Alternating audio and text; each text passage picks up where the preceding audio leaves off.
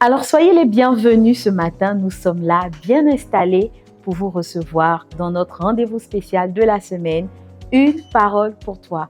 Et je sais que le Seigneur a quelque chose de spécial à te dire. À tout à l'heure.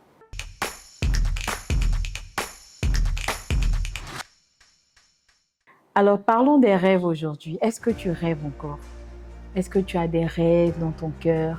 Est-ce qu'il y a des choses que tu attends que Dieu fasse pour toi? Est-ce que les situations de la vie, les échecs répétés, les frustrations n'ont pas éteint tes rêves, n'ont pas empêché ton cœur de réapprendre à rêver?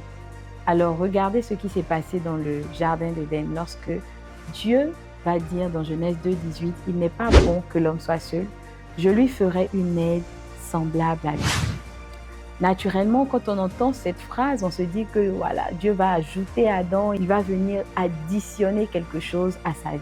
Eh bien non, au verset 21, la Bible dit que Dieu va faire tomber Adam dans un profond sommeil.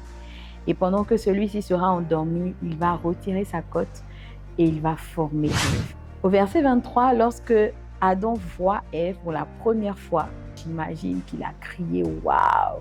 Voici cette fois-ci celle qui est os de mes os et chair de ma chair. » La question qu'on se pose, c'est comment Adam a su en fait?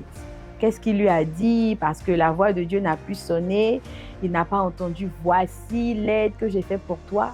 Mais Adam a dit « Cette fois-ci, celle qui est os de mes os ». Eh bien, la réponse est que pendant son sommeil, Adam a rêvé à Ève. Il a rêvé à elle, il a rêvé à sa chevelure, à ses formes, il a rêvé à comment est-ce qu'elle sera, il a rêvé au fait qu'elle soit comme lui, qu'elle ait des bras parce que les animaux du jardin n'étaient pas comme lui, n'avaient pas la même posture.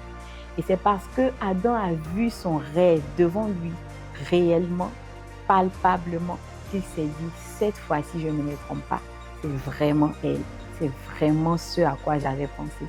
Alors, Dieu même nous a dit que si nous faisons de lui nos délices, il nous donnera quoi? Ce que nos cœurs désirent. Il nous donnera les rêves qu'il y a dans nos cœurs. Bien entendu, il faut que ceci s'aligne sur sa volonté, mais Dieu est prêt à exaucer tes rêves.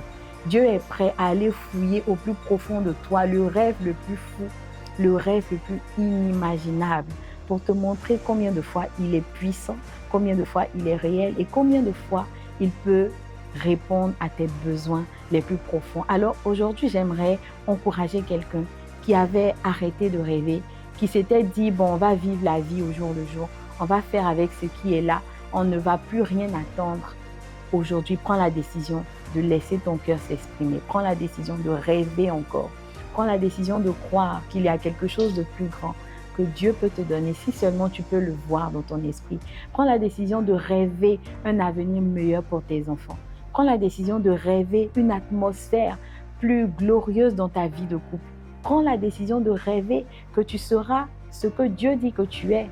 Cette femme de Dieu, cet homme de Dieu, cet homme d'affaires qui est prospère dans toutes les nations. Prends la décision de croire et de rêver que ce que Dieu t'appelle à faire, tu pourras le manifester.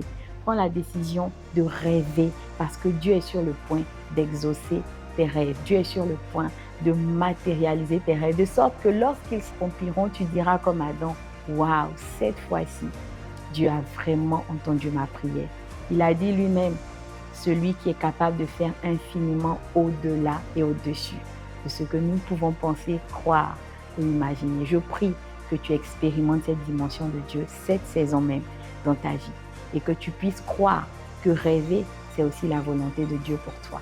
Que Dieu te bénisse.